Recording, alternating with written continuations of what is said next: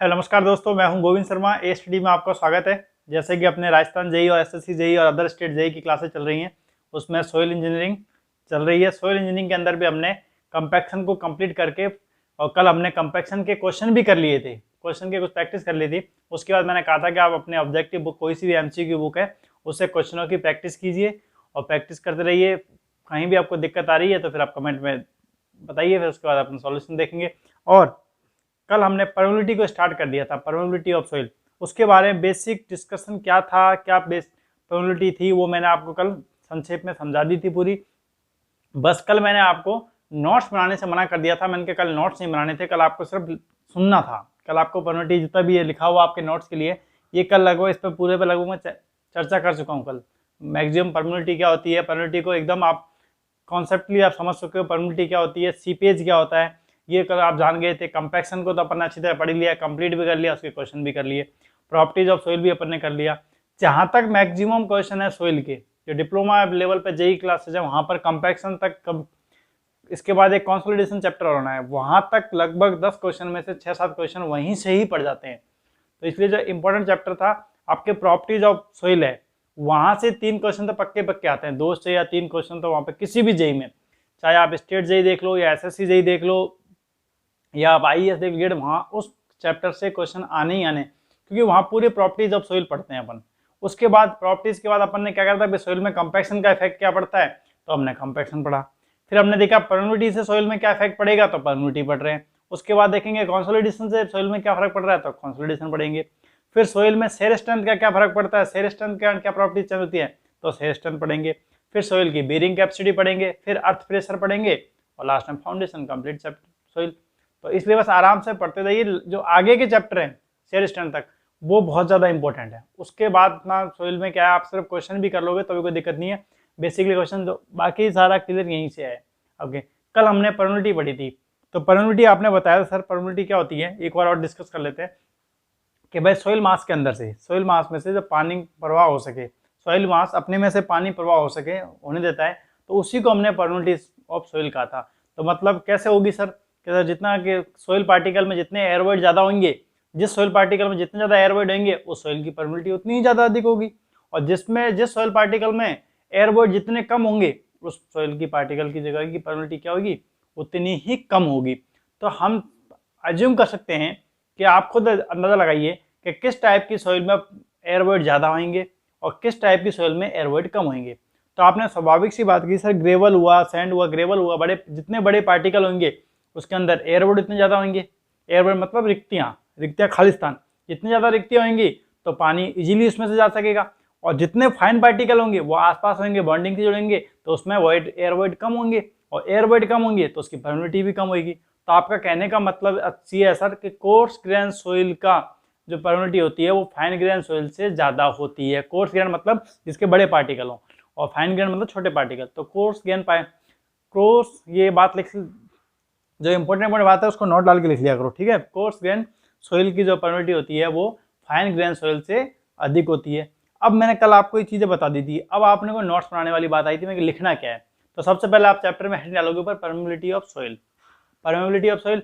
तो उसमें आप हेडिंग क्या लिखोगे, जो कल आप समझा है वही देखो, सोइल सैंपल में से होकर पानी का बहना परमेबिलिटी कहलाता है। तो परमेबिलिटी कहलाता है कि भाई सोइल सैंपल है आपका, कोई भी सोइल सैंपल पड़ा हुआ है, पार्टिकल पड़ा हुआ है, उसमें से पानी रिसना बोलते हैं, तो उसको अपन क्या बोल सकते हैं कि परमेबिलिटी ऑफ सोइल होती है। अब परमेबिलिटी ऑफ सोइल का स्टडी किसने की थी, भाई पानी जब सोइल पार्टिकल का पानी में से बहता है, तो ये सर्वप्रथम स्टडी किसने की थी, तो ये स्टडी की थी अपनी एच डार्सी ने। और ये एच डार्सी कौन है, ये डार्सी है फ्रांस के वैज्ञानिक, फ्रांसीसी वैज्ञानिक। इन्होंने 1856 के अंदर इसकी स्टडी करी थी और उसको इन्होंने कहा था परमेबिलिटी ऑफ सोइल, ठीक है। अब डार्सी ने क्या बताया था कि कोई सोइल सैंपल में से, कोई सोइल सैंपल है, उसमें कल मैं बता चुका हूँ ये सारी बातें। सोइल सैंपल में से जो पानी प्रवाहित होता है, जो पानी निकलेगा, वो उसकी लेंथ के या वेलोसिटी जो होगा वो हाइड्रोलिक ग्रेडियंट के प्रोपोर्शनल होता है डायरेक्टली। किसके, हाइड्रोलिक ग्रेडियंट के प्रोपोर्शनल होता है। हाइड्रोलिक ग्रेडियंट क्या बताया था मैंने, हेड लॉस अपॉन में लेंथ। लेंथ किसकी दिया, थिकनेस सैंपल की, कि सैंपल हमारे पास कितना बड़ा है, भाई सैंपल पे डिपेंड, सैंपल की लेंथ पे तो डिपेंड करेगा ही। सैंपल ज्यादा बड़ा है तो भाई टाइम ज्यादा लगेगा, सैंपल छोटा है तो उसमें कितना सैंपल है, और हेड लॉस कितना हुआ, पानी कहाँ से कितना हेड लॉस हो रहा है, तो मैंने वो बताया था IC बराबर एच अपॉन में एल। तो मैंने कल डार्सी के अनुसार क्या बताया, V समानुपाती I। तो वेलोसिटी आई, जैसे ही मैंने प्रोपोर्शनल का चिन्ह हटाया, तो जैसे ही मैंने प्रोपोर्शनल का चिन्ह हटाया तो मेरे पास क्या आ गया, K आ गया। K क्या है ये, कि sir coefficient of permeability. K क्या है मेरे पास, कोफिशिएंट ऑफ परमेबिलिटी। K क्या है मेरे पास, K को लिख देता हूं यहाँ पे। K क्या है, लिख लेना यहाँ पे इसके बाद, K कोफिशिएंट ऑफ परमेबिलिटी। ये मेहनत सिर्फ आपके नोट्स बन सकें इसलिए लिखी जाती है बस, ठीक है। कोई चीज आती है साइड साइड में लिखते रहा करो।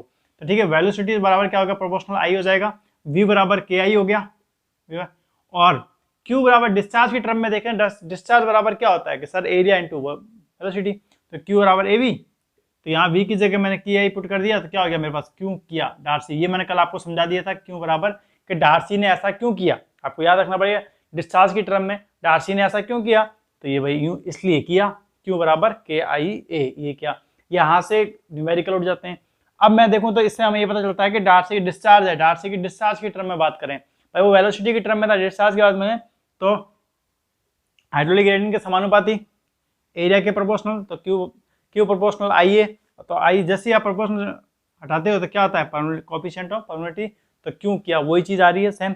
अब आई बराबर क्या होता है, आई बराबर क्या होता है, H अपॉन में L, H अपॉन में L। H अपॉन में L क्या होता है, कल मैं बता दिया था कि भाई सोइल सैंपल की लेंथ है, उसमें से कितना हेड लॉस होकर पानी जा रहा है, कितना पानी जा रहा है उसमें निकल के। तो आई सी क्या, हाइड्रोलिक ग्रेडियंट। आई सी किसके डिनोट करोगे, आई हाइड्रोलिक ग्रेडियंट। और जिसमें H क्या है, हेड लॉस, और L क्या है, लेंथ ऑफ सैंपल या थिकनेस ऑफ सैंपल। सैंपल कितना बड़ा है, या तो लेंथ ऑफ सैंपल दे रखी हुई क्वेश्चन के अंदर आपको, या कई बार एग्जामिनर थिकनेस ऑफ सैंपल देता है। इस पर अपन न्यूमेरिकल पूछते हैं। कई बार क्या होता है कि आपके सोइल में हाइड्रोलिक ग्रेडियंट पूछता है एग्जाम में, तो आपको कभी स्पेसिफिक ग्रेविटी देके, वॉइड रेशियो देके, तो वो फॉर्मूला जैसे अपन आगे बढ़ते जाएंगे इन टर्म्स को भी क्लियर करते हुए जाएंगे, ठीक है। जितना भी आप बेसिक करते जा रहे हो बस इस चीज को पढ़ते जाओ और याद करते जाओ, क्वेश्चन निकालते जाओ, ठीक है।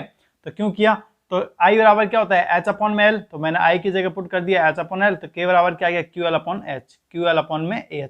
इसको ये एक प्रकार से कांस्टेंट मेथड भी होता है, कांस्टेंट परसेंटेज मेथड भी होता है इसका। एक वेरिंग वाला मेथड होता है, तो वो दो मेथड होते हैं परमिटिव के, तो वो अपन जब मेथड करेंगे परमिटिव के तो वहां पर उन चीजों को क्लियर कर लेंगे। तो यहाँ तक आपको कोई दिक्कत आएगी, K बराबर QL अपॉन में H, तो ये आप आराम से कर सकोगे। परमिटिव की यूनिट क्या होती है, सेमी पर सेकंड या मीटर पर सेकंड, सेमी पर सेकंड या मीटर पर सेकंड, ये होती है परमिटिव की यूनिट, जो आपको याद रखनी पड़ेगी। तो यहाँ साइड में लिख लेना कहीं भी आप, मैंने जगह नहीं थी, स्पेस नहीं थी, तो वहाँ ऊपर लिख दिया है परमिटिविटी यूनिट्स, क्या सेमी पर सेकंड या मीटर पर सेकंड। यहाँ तक कोई दिक्कत, यहाँ तक आप अपने आराम से नोट्स बनाते जाओ, वीडियो को रोक लिया करो, कि समझ तो कर रहे थे तो वीडियो को रोक के अपने हाथों हाथ नोट्स जैसे बाकी कंपैक्शन के बनाए, प्रॉपर्टीज ऑफ सोइल के बनाए, वैसे वैसे चैप्टर के नोट्स बनाते जाओ आराम से। यहाँ तक क्लियर, आराम से, कोई दिक्कत नहीं है। अब आपने भी बात बताई सर कि डिफरेंट पार्टिकल के लिए, भाई डिफरेंट सोइल के पार्टिकल हैं तो उसके लिए अलग अलग परमिटिविटी होती है। आपने बताया था कि भाई कोर्स ग्रेन सोइल के लिए परमिटिविटी ज़्यादा होगी, जबकि फाइन ग्रेन सोइल के लिए कम होगी। तो इनकी कोई रेंज तो होगी, कोई लिमिट होगी। एग्जामिनर यहाँ से भी क्वेश्चन पूछता है रेंज, कि भाई किस सोइल के लिए कितनी परमिटिविटी की रेंज है। तो उसके लिए मैंने एक सारणी बनाई हुई है, तो वो ध्यान रखना, वो आपको याद करनी पड़ेगी, वो आपको याद रखनी पड़ेगी, क्योंकि इस सारणी से मैक्सिमम कंपैक्शन ये परमिटिविटी ऑफ सोइल से चैप्टर आते हैं। तो देखिए टाइप्स ऑफ सोइल कैसी है, परमिटिविटी किसकी है, सेमी पर सेकंड में बता रहा हूँ, और वो किस तरह की परमिबल है, ठीक है। तो सबसे पहले मैंने कोर्स ग्रेन सोइल की बात करी। कोर्स ग्रेन सोइल की तो मैंने आपको शुरू से बताया था, कोर्स ग्रेन सोइल की परमिटिविटी वैसे ही ज्यादा होती है।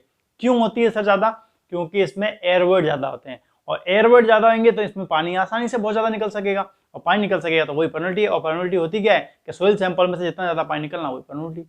तो कोर्स ग्रेन सोइल में किसकी बात कर रहा हूँ मैं, ग्रेवल की। तो ग्रेवल की मोर देन 1 होती है। तो आपसे एग्जामिनर क्वेश्चन क्या आएगा कि ग्रेवल की जो परमिटिविटी होती है, परमिटिविटी ऑप्शन देगा मोर देन 1, लेस देन 1, 0 से 1 क्या होगी, तो मोर देन 1 होती है हमेशा। कोर्स ग्रेन सोइल की जो आपसे ग्रेवल की पूछेगा परमिटिविटी क्या होती है, हमेशा 1 से ज्यादा होती है। स्वाभाविक सी बात है, जितना बड़ा पार्टिकल है उसकी ज्यादा ही होगी। और इसको क्या बोलेंगे अपन, हाई परमेबल, मतलब बहुत ज्यादा। अगर आपसे 4 ऑप्शन में दे दिए, gravel, sand, silty sand, clay, इन चारों में से सबसे ज्यादा परमेबल कौन है, ऑप्शन आता है कि इनमें से निम्न में से सबसे ज्यादा परमेबिलिटी किसकी होगी, किस सोइल, किस टाइप की सोइल की होगी, ये क्वेश्चन भी आता है। या आएगा निम्न में से सबसे ज्यादा सबसे कम परमेबिलिटी किसकी होती है, तो आप कहोगे सबसे महीन पार्टिकल किसकी होती है। अब मैंने यहाँ पे कोलाइट्स नहीं लिखा है, कोलाइट्स नहीं लिखा है, कोलाइट्स सबसे छोटा पार्टिकल, क्ले से छोटा होता है, तो वो तो नॉन परमेबल। अब इसमें से 4 क्ले की जगह कोलाइट्स दे, तो तो आपको कौन सा परमेबल नहीं होता है, तो आपको कोलाइट। स्वाभाविक सी बात है, जितना बड़ा पार्टिकल होगा उसकी उतनी ज्यादा परमेबिलिटी होगी, जितना कम होगा उसकी उतनी कम होगी। अब जैसे मैंने बात करी सैंड की, तो सैंड की कितनी होती है, 1 से 10 की पावर -2, इसके मतलब 0.0001 इस तरह, ठीक है। तो 1 से 0.01 के बीच में लिखोगे आप इसको, ये आपको टर्म लिखने आती है आराम से। तो कितनी, उसको क्या बोलेंगे, मीडियम परमेबिलिटी। ये सॉइल किस प्रकार की है, मीडियम परमेबिलिटी की है। किसकी है, मीडियम परमेबिलिटी की। ऐसे आप सिल्टी सैंड की बात कर लूं तो सिल्टी सैंड की रेंज क्या हो जाएगी, 10 की पावर -2 से 10 की पावर -4, 10 की पावर -2 से 10 की पावर -4। और इसकी परमेबिलिटी कैसे हो जाएगी, लो परमेबिलिटी। अभी याद कर दो, ग्रेवल मोर देन 1, ठीक है। फिर हो जाएगी सैंड, सैंड की 1 से 10 की -2, तो वो हाई परमेबल था, तो ये मीडियम परमेबल हो गया। फिर आपकी सिल्टी सैंड 10 की -2 से 10 क्या हो जाएगी, लो परमेबिलिटी, क्या हो जाएगी, लो। फिर आपकी सिल्टी क्ले हो जाएगी, तो 10 की पावर -4 से 10 की -6, तो ये क्या हो जाएगी, वेरी लो। फिर क्ले की लेस देन 10 की -6, कई किताबें एग्जाम में 2-3 बार क्वेश्चन आया हुआ है, वो लेस देन 10 टू -7 आ रखा है, ये भी पूछ सकता है। तो 10 की -6 से तो जितना भी पीछे जाए, चाहे 10 की -8 आ जाए, चाहे 10 की -9 आ जाए, चाहे 10 की 10 आ जाए, तो वो तो सीधा है क्ले हो गया ना। लेस देन 10 की -6 जितनी भी आ जाए तो उतना क्या हो जाए, क्ले। क्योंकि अपन क्या होता है, अपन डाटा याद करते हैं 10 की -6 का, कई बार इसलिए कई कोचिंग 10 के -7 भी लिखाने लग जाते हैं, लेकिन 10 के -6 का लिखते हैं। तो एग्जाम में क्या करता है कि वो क्वेश्चन को कंफ्यूज करने के लिए आपको 10 के -8 दे देता है, तो वहां अपने गलती कर बैठते हैं कि वहां क्या होगा। तो मतलब इससे नीचे जाने के बाद आप सीधे क्ले हो, ठीक है। स्वाभाविक सी बात है, क्ले जिसको पता है बहुत अच्छी बात है, जिसको नहीं है अब वो इसी का ध्यान रखना, ठीक है। तो ग्रेवल मोर देन 1, सैंड की 1 से 10 की -2, फिर सिल्टी सैंड आ गया 10 की -2 से 10 की -4, फिर सिल्टी क्ले 10 की -4 से 10 की -6, और फिर क्ले के लिए लेस देन 10 की -6। हो गया याद, हाइपरबोल। बस ये डाटा मैक्सिमम पूछा जाता है, 1-2 बार आपको अपनी कॉपी में बिना देख के लिखना है, 5 बार मैक्सिमम याद हो जाएगा। 2 बार आपको देख के लिखना है, फिर तीसरी बार बिना देखे ट्राई करना है, कितना सही हुए। 2 बार देख के लिखोगे, तीसरी बार बिना देखे लिखोगे, देखो कितने सही हुए कितने गलत, फिर चौथी बार वापस बिना देखे देखोगे, तो मैक्सिमम 60% सही लिखे जाएंगे। और 5वीं बार जब लिखोगे तो वो एक्यूरेट सही हो जाएंगे आपके। यहाँ तक आपको देखो ग्रेवल का क्ले का वैसे याद हो गया, ग्रेवल का मोर देन 1, सैंड का 1 से 10 की -2, सिल्टी सैंड का 10 की -2 से 10 की -4, सिल्टी क्ले का 10 की -4 से 10 की -6, और क्ले का लेस देन 10 की -6। ये लो याद हो गए क्लियर बात यहाँ तक, एकदम रेडी। चलिए ठीक है। अब डार्सी ने ये नियम दिया था भाई, अपन ने भाई पढ़ रहे थे, किसके नियम के अनुसार पढ़ रहे थे, डार्सी के नियम से बताया। अब डार्सी ने कहा था कि परमेबल होने के लिए सोइल की जो परमेबिलिटी पढ़ रहे हैं, डार्सी के अनुसार सोइल किस टाइप की होनी चाहिए, भाई सोइल की किस प्रकार की होनी चाहिए, उसने अपने कुछ नियम दिए थे। अपन कोई भी काम करते हैं भाई, आज अपने सिद्धांत से अपन कोई काम करते हैं, तो उसका सिद्धांत अपना खुद का सिद्धांत है। अपन अपना नया काम खोलते हैं, मान लो आज आपको नया बिजनेस खोलोगे, तो उसके नियम कौन बनाएगा, आप ही बनाओगे, तो आपके अकॉर्डिंग चलेगा। जब बिजनेस आपका सेट चलेगा, मेरे बिजनेस से तो मेरा नियम है, तो मेरी दुकान, अगर आप दुकान खोलते हैं, आज आप कंपनी खोलते हो खुद की, सिविल इंजीनियर होता है, आप अपनी कंपनी खोलते हो, तो आप अपने अकॉर्डिंग खोलोगे ना कि मेरी कंपनी के भाई ये नियम रहेंगे, मैं दूसरों से ये नियम रखूंगा।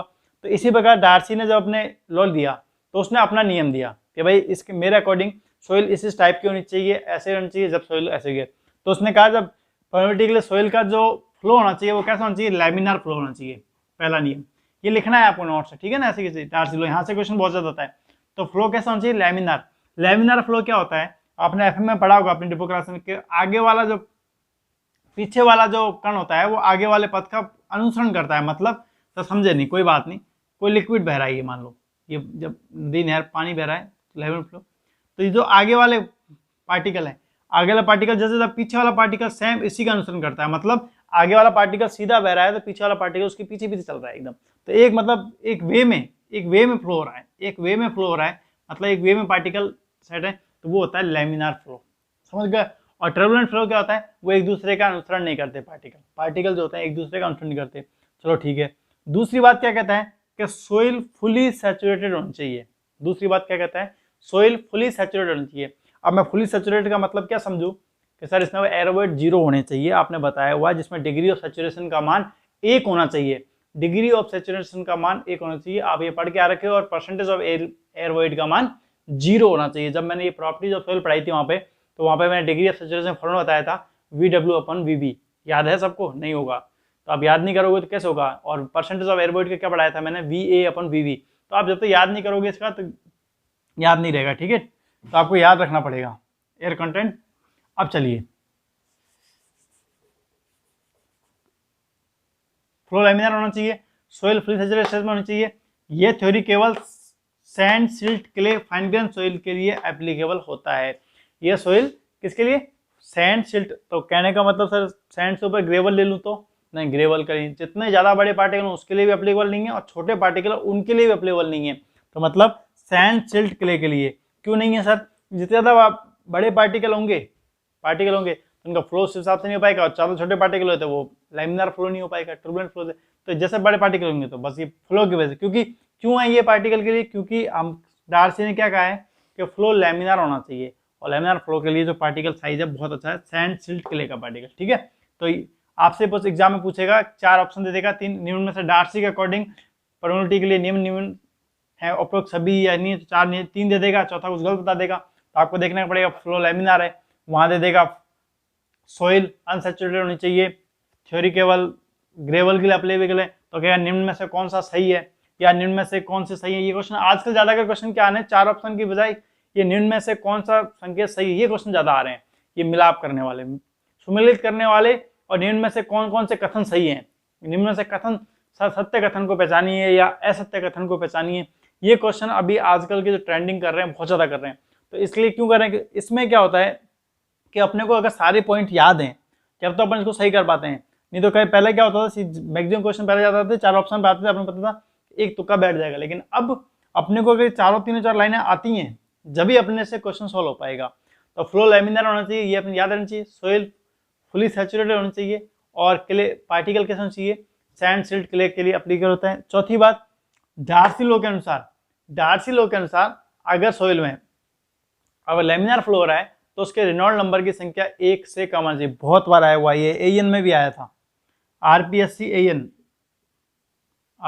एएन 2018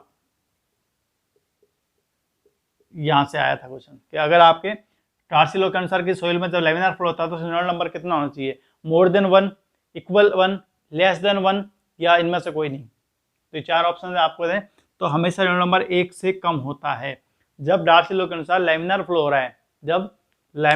रहा है, तो रेनॉल्ड नंबर क्या होता है, 1 से कम होता है, ठीक है। और सोइल इज लैटरली कन्फाइंड, ये आपको 5 पॉइंट आपको याद रखने पड़ेंगे जब जाके आपको इन्हीं में आता जाएंगे। तो डार्सी परमिटिविटी यहाँ तक आप आराम से उतारिए, फिर अपन इसके आगे नेक्स्ट चलते हैं और उन चीज़ों को समझिए। देखिए अब बात करते हैं अपन इसकी, यहाँ तक क्लियर है, यहाँ तक आप उतार लीजिए, या स्क्रीनशॉट ले लो फिर ताकि मैं इसको साफ कर दूँ।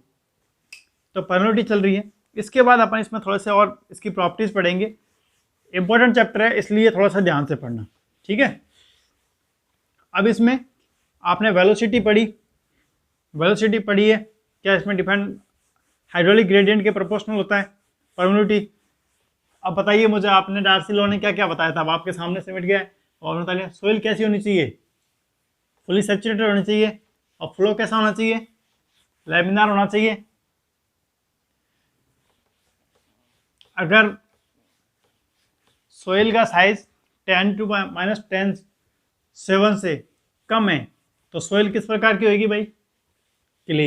ये क्वेश्चन जो बता रहा हूं मैं सारे कहीं ना कहीं एग्जाम में आए हुए हैं जेईई के अंदर, तो ये आपको याद रहने चाहिए, ध्यान रखना इस चीज का।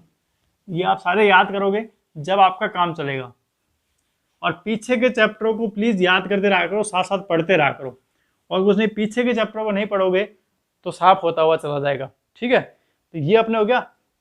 अब अपन एक नेक्स्ट टॉपिक बात करते हैं, सीपेज वेलोसिटी। नेक्स्ट हेडिंग रहेगी आपकी सीपेज वेलोसिटी। यहां से क्वेश्चन बहुत ज्यादा आता है। सीपेज वेलोसिटी क्या होती है, वीएस बराबर वी अपॉन में एन। सीधा फॉर्मूला याद रखना पड़ेगा, वीएस बराबर क्या, समझा दूंगा अभी। सीपेज वेलोसिटी ये पूछ जाती है, ठीक, वी वेलोसिटी, एवरेज वेलोसिटी, एन क्या होता है सर, ये तो सर हमने पढ़ा हुआ है, पोरोसिटी। तो यहां से कई बार न्यूमेरिकल पूछा हुआ है आपसे। देखो सीपेज वेलोसिटी सर होती क्या है और एवरेज वेलोसिटी क्या होती है। देखो सीपेज वेलोसिटी आप किसको कह रहे हो, सीपेज वेलोसिटी में उस चीज को कह रहा हूं, मान लीजिए सोइल का पार्टिकल है,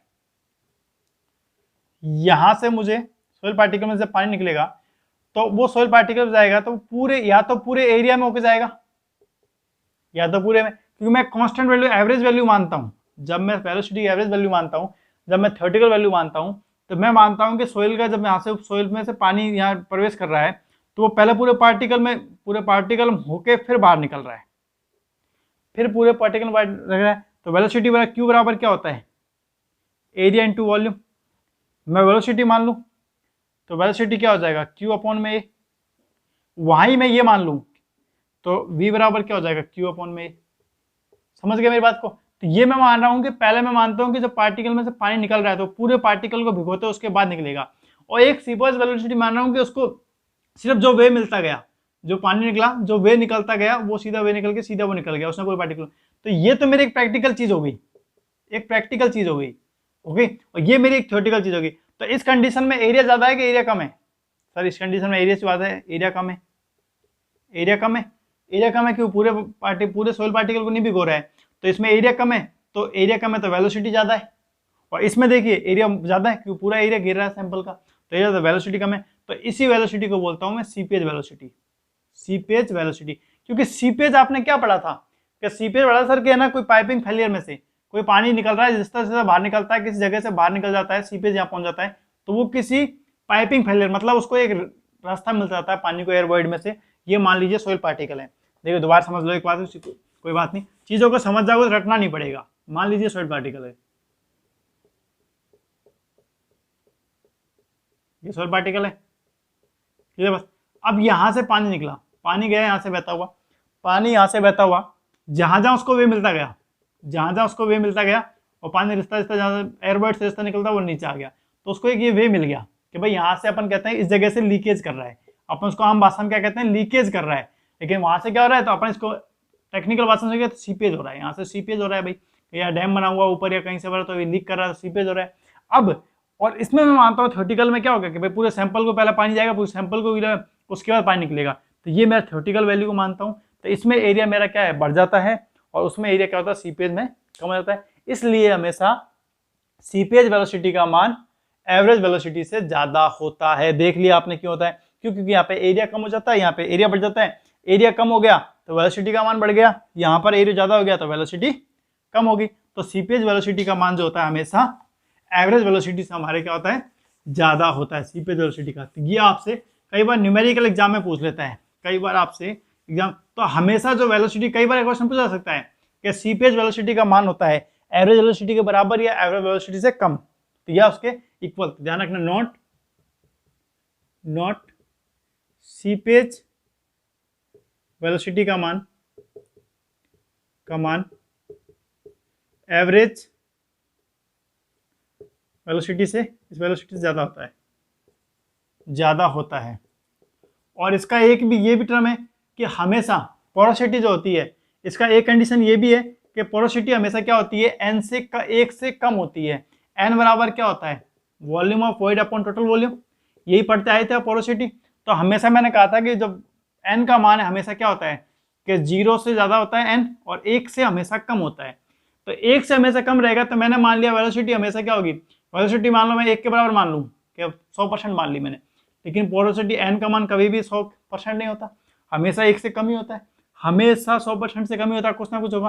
तो वेलोसिटी का मान हमेशा 1 से ज्यादा ही आएगा, स्वाभाविक सी बात है। तो एक कारण ये भी याद रखोगे कि अगर आपसे ये एवरेज वेलोसिटी, सीपेज वेलोसिटी वो याद नहीं रह पाता है कि सर मुझे वो टर्म याद नहीं रह पाएगी कि कौन ज्यादा एरिया घेर रहा है, कौन वो कम घेर रहा है, तो वहां मैं कंफ्यूज हो जाऊंगा, तो वो मेरे से गलती होने के चांस ज्यादा रहेंगे। तो आपको वो याद रखने की जरूरत नहीं है, बस आप इतना याद रखिए सीपेज वेलोसिटी का मान एवरेज वेलोसिटी ज्यादा होता है, इस वेलोसिटी ज्यादा होता है। और क्यों होता है, आपसे पूछ ले कोई क्यों होता है ऐसा, तो आप सीधा कह दोगे कि जो पोरोसिटी का मान होता है, n का मान होता है, वो n होता है हमेशा 1 से कम होता है, इसका मान हमेशा 1 से कम रहेगा, तो इसका मान ज्यादा ही आएगा भाई, इसका मान 1 से कभी 1 पहुंचेगा ही नहीं, तो हमेशा कम होगा, ठीक है।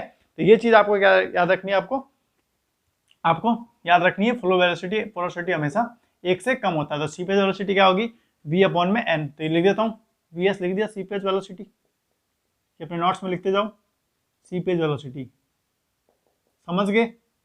v बराबर क्या होगी, फ्लो वेलोसिटी या एवरेज वेलोसिटी, और n बराबर क्या हो गया मेरा, पोरोसिटी, ठीक है, क्लियर बात ओसीडी। और एक चीज आप है ना थोड़ा सा स्पेलिंगों पे ध्यान मत दिया करो, कई बार क्या होता है कि जल्दबाजी में स्पेलिंग गलत हो जाती है, तो ठीक है उस चीजों पर गौर ना करके आप सिर्फ अपने कंटेंट देखिए, क्योंकि वहां आपकी भाषा का एग्जाम नहीं है कि आपके भाषा कितनी सही है या आपको कितना चीज गलत हो रहा है। आप सिर्फ ये देखिए कि मेरे पास ऑब्जेक्टिव क्वेश्चन पेपर वहां आने वाला है, मुझे वहां मेरे ऑप्शन को सही पहचानना है और मुझे जॉब लगना है। या आपको अगर भाषा को देखना है कि सर मुझे एक एक चीज शब्दों को देखना है, तो वो चीज के लिए आप स्टैंडर्ड बुक पढ़िए, वहां आपको अगर कोई लगता है कि टर्म गलत हो गई है तो वहां सही कर लीजिए। पर मैं इसको इतनी बड़ी मेजर प्रॉब्लम नहीं मानता हूँ कि आप लोग सोचो हर चीज में वर्डों को देखो, वर्ड क्योंकि रनिंग में इंग्लिश होती है, कई बार क्या होता है कि जल्दी जल्दी में कुछ चीजें भूल जाते हैं या रनिंग में लिख देते हैं तो वो पूरी स्पेलिंग नहीं हो पाती है। तो आप उस चीज को मत देखा करो, आप सब ये देखिए आपको चीजें समझ में आ रही हैं या नहीं आ रही हैं, ठीक है। तो उस चीजों पर विशेष ध्यान मत दिया करो। सीपेज वेलोसिटी की डेफिनेशन है, अब कई बार वेलोसिटी कुछ लिख देते हैं, कभी कुछ लिख देते हैं, कभी, तो उस चीज को मत देखो। आपको बस टर्म पता है कि इसको वेलोसिटी पढ़ रहे हैं, सीपेज वेलोसिटी पढ़ रहे हैं, हम प्रॉपर्टीज ऑफ सोइल पढ़ रहे हैं, उसमें हम प्लास्टिक इंडेक्स पढ़ रहे हैं। आपके नोट्स आपको समझ में आने चाहिए, आपकी जिम्मेदारी ये नहीं है कि मैं कोई दूसरे को भी समझाना चाहिए, क्योंकि आप अपने लिए पढ़ रहे हो ना कि बगल वाले के लिए, कि मैं उसको नोट्स दूंगा तो उसको समझ में आएंगे कि नहीं आएंगे, वो उसकी प्रॉब्लम है। अगर उसको समझ में नहीं आएंगे तो वो नोट्स आपको वापस दे जाएगा आपके। अगर आपके नोट्स आपको समझ में नहीं आ रहे हैं, जब ये प्रॉब्लम है कि मेरे नोट्स मेरे को ही समझ में नहीं आ रहे, तो दूसरा तो क्या पढ़ेगा जब प्रॉब्लम है। अगर आपके नोट्स आपको समझ में आ रहे हैं तो इट इज सफिशिएंट मोर। आपको फिर लाल काले नीले पीले पेन का जरूरत करने की आवश्यकता नहीं है। सिंपल से सिंपल मैं तो कहता हूँ एक ही पेन से नोट्स बनाओ, और ज्यादा ही आपको लगता है तो एक पेन और लो दूसरा कलर का, उसमें हेडिंग डालने के लिए दूसरा कलर ले लो, बाकी सब सिंगल पेन, इतना ही सफिशिएंट रहता है। लाल नीले हरे पीले पेनों से पेंसिल से इससे कुछ भी मैटर नहीं करता। आप सिर्फ अपने नोट्स बनाइए, आपकी चीज समझ में आनी चाहिए बस, और चीजें याद होनी चाहिए। और जितना ज्यादा आप लाल पीले पेन पे ध्यान करने में दोगे, इतने एमसीक्यू पे निकालिए, क्वेश्चन निकालिए, वहां ज्यादा आपको बेटर इंप्रूवमेंट मिलेगा, क्योंकि वहां आप पेनों को नोट्स बनाने में टाइम खराब करोगे इतना जितना आप क्वेश्चन निकालिए, ठीक है। तो अपने बस सिंपल से नोट्स में लिखते जाइए, आपको सब चीज लिखी हुई है, आपको दूसरे टर्म कुछ करना ही नहीं है, बस सीधे सीधे लाइन लाइन लिखाए जा रहे हैं आपको, लाइन टू लाइन लिखते जाइए, क्वेश्चन निकालते जाइए, क्वेश्चन में कोई नई चीज मिल रही है आपको बता रखा है उसको अपने नोट्स में ऐड कर लो बस, ताकि दोबारा आप रिवीजन करोगे तो आपको वापस वो एमसीक्यू वाली किताब पे नहीं जाना पड़ेगा। जो क्वेश्चन सॉल्व होते जा रहे हैं मेरे से वो तो ठीक है, कोई नया क्वेश्चन मिल जाता है कोई मेरे नोट्स में नहीं है उस चीज का, तो उसको अपने नोट्स में ऐड करो। तो लास्ट पेपर के 1 महीने तक क्या होता है, आपको अच्छे खासे नोट्स आपके पास तैयार हो जाते हैं कि जो चीज हमने करा दी वो तो ठीक है, जो मिस आउट थी वो आपको ऑब्जेक्टिव बुकों से मिल गई, वो आपके अच्छे नोट्स हो गए, फिर रिवीजन अच्छा हुआ, लास्ट में क्वेश्चन निकालिए, डेफिनेटली पेपर आपका अच्छा हुआ, ठीक है। अब अगली इसको प्रोबेबिलिटी ऑफ सॉइल को अपन नेक्स्ट लेक्चर में करते हैं आगे, ठीक है। वीडियो अच्छी लगी हो तो लाइक कमेंट शेयर जरूर करें। Thank you so much.